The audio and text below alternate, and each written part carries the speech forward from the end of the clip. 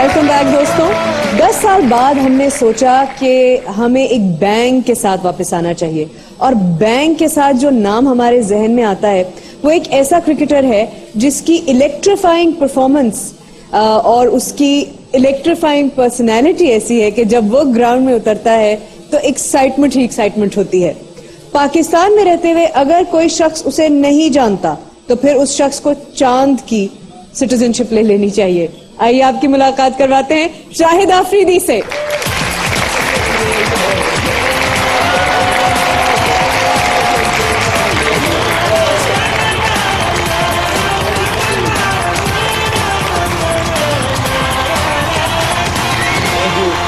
السلام علیکم. کیا حال ہے؟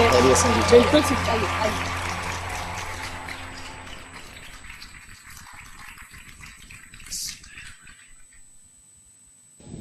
شاید آپ کے لیے شاید یہ آج کا انٹرویو تھوڑا سا مختلف ہوگا. لیکن آئی تھنک میں ایریل کو اس بات میں مبارکباد دیتا ہوں اور ان کی ایفرٹ کو سراہتا ہوں کہ ایک بڑا ہی زبردست ٹاپک پہ آج ہم یہاں آئے ہوئے ہیں, اور میرے خیال میں ایک بہت زبردست امید کرتے ہیں کہ یہ پروگرام اچھا ہو, اور یہ کہ پروگرام اس طرح کے پروگرام ہونے چاہیے, اور مجھے بھی خوشی ہوئی آج یہاں آ کے. Thank you so much, thank you so مچ.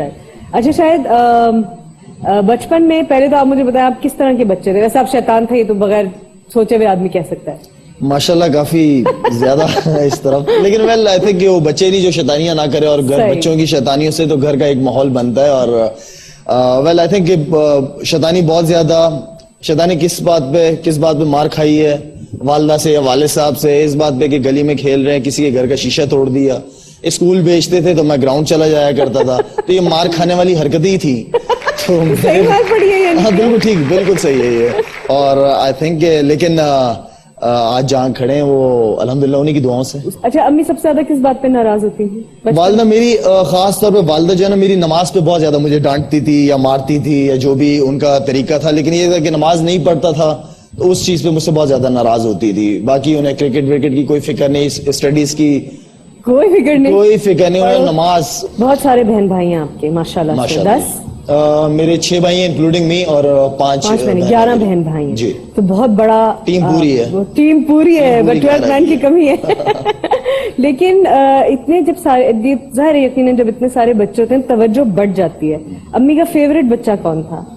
والدہ کا میرے بڑے بھائی بہت زیادہ, ان کو اس لیے کہ ڈیفینیٹلی کہ والد صاحب کے بعد پھر بڑے بھائی, ہمارے پٹھانوں کا ایک رواج بھی, ایک طریقہ بھی ہے, تو بڑے بھائی سے بہت زیادہ ان کو محبت تھی, اور ہر بچے سے ہی تھی, لیکن بڑے بھائی کو بہت زیادہ وہ کرتی تھی, اس لیے کہ والد صاحب کے بعد وہی سب کچھ تھے گھر پہ.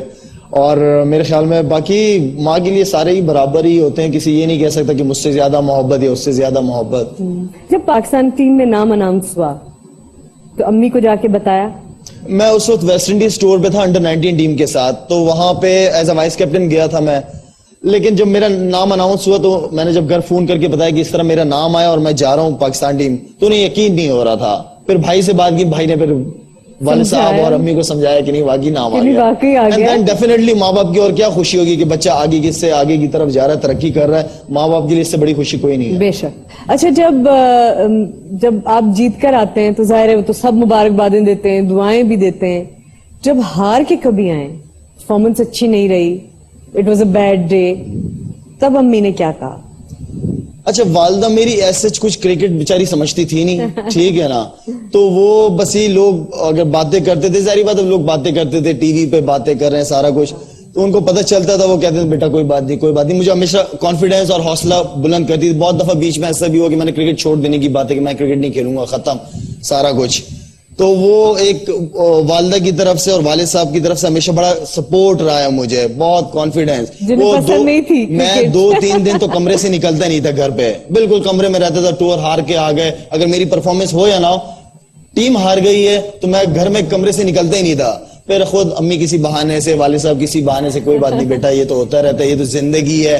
اگر انسان حضور کی زندگی کو سامنے رکھے تو ہماری مشکلات کچھ بھی نہیں جو حضور نے مشکلات گزاری ہیں. بالکل صحیح. اتنی دنیا دیکھیے, اتنی جگہوں پہ گئے ہیں, امی کے لیے کبھی کچھ خرید کے لائے؟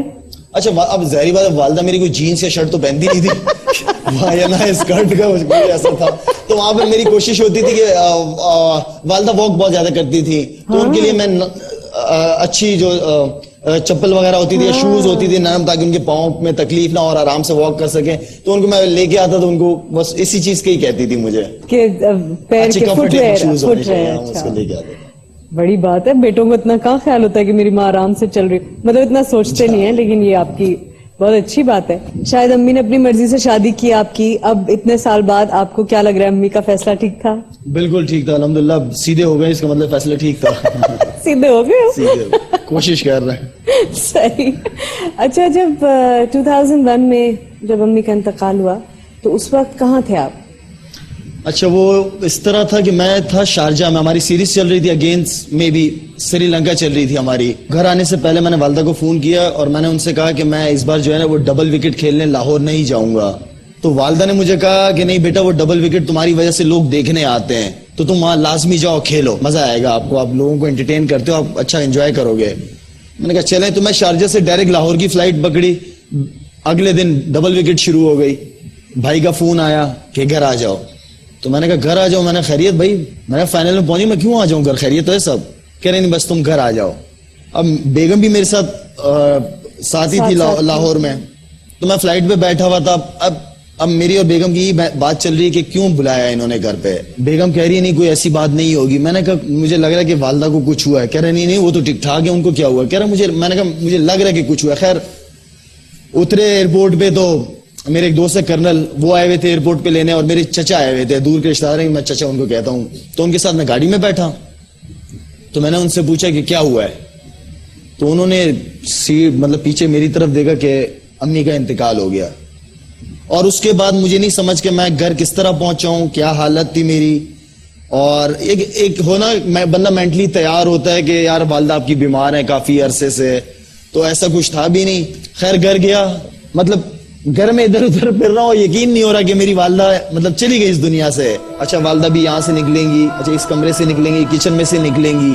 تو 7-8 دن 15 دن 20 دن بس اسی طرح ہی تھا کہ والدہ ابھی یہاں سے نکلیں گی, یا مطلب یقین سے نہیں ہو رہا تھا کہ یہ ہو گیا, ایسا کیسے ہو گیا. اور اگر آپ کے گھر میں ایک درخت لگا ہو, ساری زندگی آپ اس درخت کو دیکھ رہے ہو, پھر بیچ میں کاٹ دیا جائے, تو اس درخت کی لیے بھی آپ کی فیلنگ ہوتی ہے. تو ماں ہوتی ہے. خیر, اور ایسا لگ رہا تھا کہ اس کے بعد ایسا تھا کہ کوئی رنگ, کوئی خوشبو, کوئی خوبصورتی نہیں تھی, عجیب سا ہوتا, خالی پن سا ہو جاتا ہے. مجھے ایسا لگ رہا تھا کہ میں آگے کیسے زندگی گزاروں گا, آگے ماں نہیں, اب میں زندگی گزار کیسے پاؤں گا, میں یہ قدم اگلا اٹھاؤں گا کیسے ماں کی دعاؤں کے بغیر. تو ماں تو میرا مطلب ہے کہ ایک اللہ کا ایسا تحفہ کہ اس سے خوبصورت چیز کوئی نہیں ہے.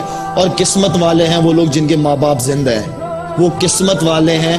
اور یہ آپ کے پروگرام کے تھرو میں یہ پیغام بھی, میسج بھی لازمی دوں گا کہ جتنا ہو سکے ماں باپ کی عزت کریں, ان کی خدمت کریں. خدا کی قسم اگر اپنی زندگی آپ نے سنوارنی ہے تو ان کی دعاؤں سے ہی ہو سکتا ہے, اور اس کے علاوہ کوئی چارہ نہیں. Thank you so much, thank you very مچ. یہ آپ کے لیے, اور ہماری دعا ہے کہ آپ اسی طرح جو کچھ بھی آپ کی والدہ نے آپ کو سکھایا ہے اور بتایا ہے, اسی طرح آپ اسے بھی آگے اپنی تینوں بیٹیوں تک بھی پہنچائیں, اور بہت کامیابیوں کی دعائیں آپ کے لیے. Thank you very much. اس کے ساتھ ہی ہمارا آج کا پروگرام اپنے اختتام کو پہنچتا ہے. اگر آپ کو ایسا لگتا ہے کہ آپ کسی ایسی ماں کی کہانی جانتے ہیں جو ہمارے پروگرام میں شامل کی جانی چاہیے, تو ہمیں ضرور خط لکھیے. ہمارا پتہ ہے PO باکس نمبر 644 کراچی. اگلے ہفتے تک کے لیے ہمیں اجازت دیجیے. خدا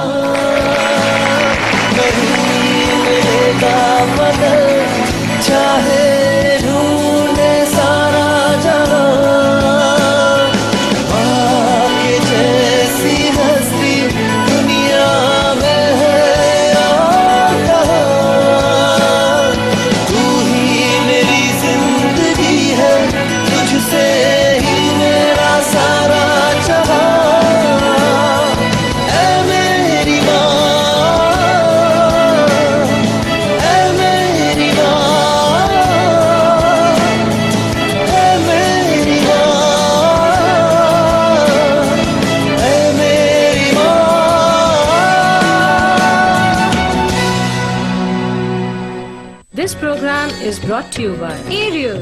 नया aerial blue micro cleaning boosters की ताकत लिए तो किसने जीता एक धुलाई चैलेंज एरियल।